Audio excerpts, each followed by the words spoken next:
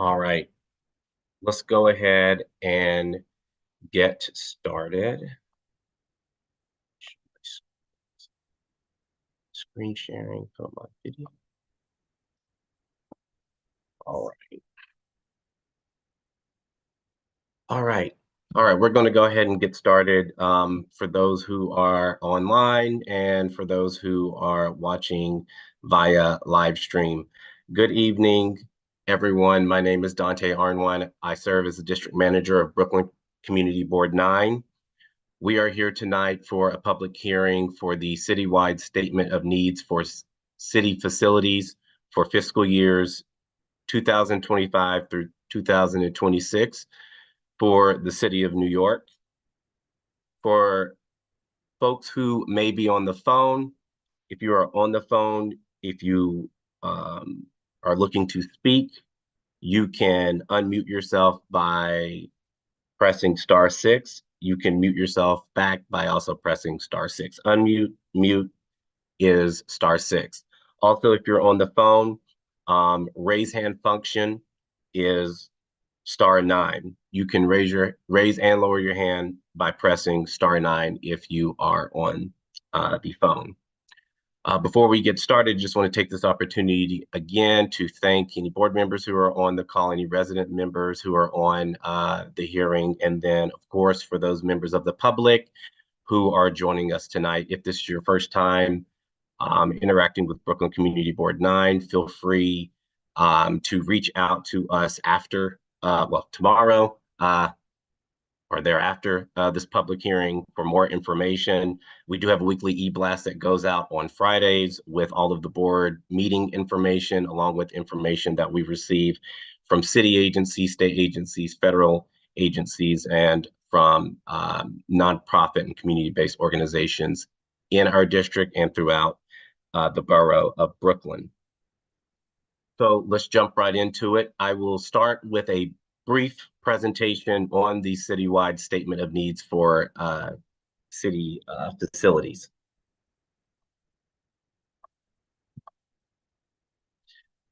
Briefly, the context of this public hearing: the citywide statement of needs for fiscal years 25-26 is compiled by DCP, the Department of City Planning, as required annually under Section 204 of the City Charter. The primary purpose of this document is to inform communities of the facility siting needs in the upcoming years, the specific criteria for selecting those locations for those facilities, and to provide an opportunity for the community, members of the public, to comment via community boards and borough presidents. A little more for context. The statement of needs identifies new facilities the city plans to site and existing facilities the city plans to close, expand, or reduce significantly in size during the next 2 fiscal years. Significant expansions and reductions are defined as the addition and discontinuance of the use of real property, which would expand or reduce the size or capacity of the facility by 25% or more. The facility siting actions proposed include anticipated property acquisitions or site selections funded in the city's capital budget, as well as leases or contracts that would newly establish or significantly expand a facility. This report includes proposals for which ULURP Section 195 applications or contract approvals are anticipated during fiscal years 25 and 26. The needs identified in this report reflect desired implementation timetables. They do not necessarily reflect funding availability. And some proposals in this report may be eliminated or deferred beyond the respective fiscal years 25 and 26 due to factors such as funding and space constraints. For this process, started for community boards on January 23rd. It allows for us to comment up until April 22nd. Today is February 22nd, so we are within compliance for this public hearing and to comment on this document, the citywide statement of needs. I now will jump down to page 32, which discusses, actually, let me go to page 30. The Brooklyn proposals for the borough at large. It actually might be easier to do it this way. So from the map that you can see from the statement of needs, you will see that a lot of some of the proposals are all across the borough. Most specifically, if you can zoom in just for people who can't see it, if you look at our district right here in the middle, District 9, from this 25-26 fiscal year, these proposals, it looks like none of the proposals are being proposed in our community district at this time. I want to jump back to page 30 just so folks who are online can kind of see how the document is laid out. So here we have someone else join. Yeah. All right. So from this page, you can see the Brooklyn proposals as they are laid out. As it's laid out on this table, you can see the new proposals are at the top. Then going down, you will see ongoing, modified proposals, some canceled proposals, and some that have been implemented. You will see the new proposals at the top. 10 Lafayette Community District 2, the relocation of a citywide service desk, OTI, Community District 2, and then relocation of Transit District 33, Community Board 16. So a lot of the new proposals do not fall within the confines of our community district this time around, but you can see from all of the Brooklyn proposals that they can fall at any time in any community district. So this process is extremely important. So folks are familiar that, again, some of these proposals can be modified and changed. Just because you don't see it on this document right now doesn't mean that later it may be proposed in our district. But at least at this time, for folks who are interested, this is an opportunity for you to give comment here in a second, explaining if you would like certain facilities in our community district, certain facilities you would not like to see in our community district, so on and so forth. I'm going to scroll down to page 213. I can. 213. All right.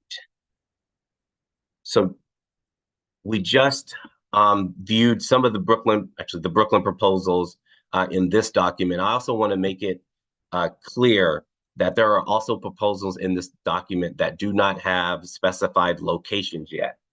So I also want to give members of the public and anyone who's online an opportunity to voice their thoughts on the proposals that do not have locations selected yet. So let me just go down to the next page so we can. So according to this document, one of the proposals that hasn't necessarily been selected for a specific site are new transitional shelter facilities for homeless individual and families. So basically shelters. So as you can see from this document and from this proposal, DHS is looking to place facilities throughout the city. This is I believe, a citywide proposal. Yes, citywide proposal. So not just the borough of Brooklyn. This would, without a doubt, affect all community districts throughout the city. Just to do a quick overview of this one, because we do not have any proposed ones directly in our district, but I already know that members in our community have definitely voiced their concerns and reservations regarding the placement of additional shelters in our community district. So just briefly going over this proposal, DHS proposes to replace, upgrade, or develop transitional and assessment shelter facilities for homeless individuals and families at the location or composition of homeless population changes. These facilities will provide a wide spectrum of services to stabilize homeless clients and support their search in permanent housing with the anticipated success of DHS's permanency and prevention programs. And as the shelter system census permits, DHS will reduce the system's overall capacities. DHS ensures that there is sufficient capacity to meet the demand through an open-ended RFP maintained by DHS and authorized by the city's procurement policy board.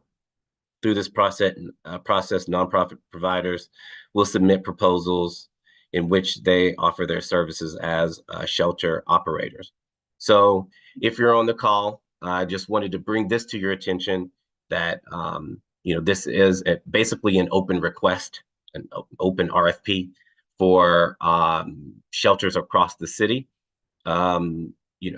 If this is of interest to you, if you have any comment, thoughts one way or the other regarding the placement of shelters in our community district or in general, you will be able to offer some testimony on that here in just a few minutes. But I definitely wanted to give an opportunity and for people to see the document, to see that this proposal comes out, located at the very end of the document, but it's there. So please, this is a public document. I definitely encourage people to continue to share this document with their neighbors, any networks that you all are a part of. Even though that this is the public hearing for the community board, I am certain that the Department of City Planning will continue to take testimony, thoughts and opinions on the statement of needs up until the closure for public comment, which ends on April 22nd. So please, even though this might be the first time you're seeing this specifically in this document, I definitely want to encourage people who are online to just inform their neighbors, anyone who may be interested in this topic, that there is an open RFP out from the Department of Homeless Services for shelter placement. So that might happen in our district. Another open proposal that does not have a specific siting yet is an NYPD, field office. Again, that is an open proposal. It looks like they're talking more so toward Floyd Bennett Field, but again, there are still open proposals at the end of this document. Definitely want to give people an opportunity to take a look at that. Some of the proposals do pertain to specific agency facilities, DOT, you saw NYPD as well. So some of these facilities, residents may or may not have a direct impact with. Some of them may just be district offices for some of these agencies, and you might not actually interact with people who are in these facilities once they're placed. But nonetheless, I still think that it's important that if there are specific facilities that you feel aren't necessary in our community district, and definitely facilities that you believe are necessary in our community district, schools, libraries, so on and so forth, definitely this is going to be a time for members of the public, all folks who are on the call, to voice their thoughts and opinions on those specific facility sightings. Okay, so with that, again, in this document, there are no specific locations planned at this time for Community District 9. We will continue to monitor the locations if they change, if any of these proposals get modified and we hopefully we receive notification, we'll be sure to obviously send it out to board members and resident members, but definitely to members of the public via our e-blast, just to let you all know that certain facilities may be coming to the district and there may be an opportunity to comment even at a later date on the placement of those facilities. So with that, I will stop sharing my screen. And if there are any members of the public who wish to share any public testimony at this time, you may share. And we will do a timer just so everyone who would like to participate can participate. There's no requirement to participate, but I definitely want to give everyone who's online an opportunity to speak. We will allow for 2 minutes per speaker just to voice their opinions and give their testimony regarding the statement of needs for FY25-26. So at this time, are there any people who would like to testify regarding this document? If yes, please raise your hand. I will acknowledge you. You will have 2 minutes, and then we will move on to the next speaker. If not, I will just ask a couple of rounds, and then we will be able to conclude the public hearing. So at this time, raise your hand, anyone, if there's anyone who would like to provide testimony. All right, I see S. You can go ahead and provide your testimony. I am going to just start a timer on the back end. I'm the only staffer on this call, so I'm kind of doing everything. So I'm going to start a timer. You'll hear it in the background when your time finishes. Please go ahead. Hi, Dante. It's Suki from Hey, Community Board 9. Hey, I think it's just us and Miss Chrissy B. yeah. Um, so the sanitation garage in our district needs to either be expanded or we need a new one in order to accommodate all of the trucks which are currently parking on the street. The trucks obviously smell. They're very, it leaves trail of garbage down residential streets, which are narrow. It's not appropriate. We've been asking for, I don't know how many years as a district to get a new one. So I'd like to, ask for that again. With regards to the homeless shelters, I do believe that according to the controller's latest report, we had over 900 residential beds as a district. So I think that that is slightly more than average for Brooklyn. I'm not looking for any more beds, but I would like to know why, for example, the shelter that recently came to my neighborhood at 205 Parkside, why that did not go through a ULERP process, because it was my understanding, as you just explained, that that is the normal procedure when the city has a contract with a provider, that it goes through ULERP, and that just happened suddenly. It didn't go through ULERP. So that's a source of concern. I think we were told it was an emergency shelter. I've heard about this, other districts, other elected officials complaining that they weren't given notice. So that's a source of concern for us as well. That's really it. Okay. All right. Like you beat your timer by 18 seconds. All right, perfect. All right, perfect. Thank you so much for that testimony, Suki. Definitely have heard the sentiments about the sanitation garage and about 205 Parkside. I will definitely inquire with DHS because that is a fine question about why that didn't go through ULERT. And then we will touch base offline. All right, thank you for that testimony. Are there any other members of the public who wish to give testimony at this time?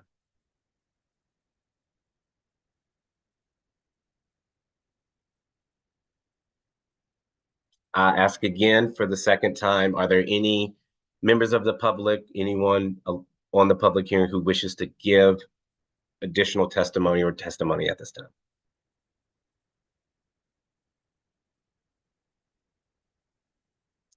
Perfect. And for a final time,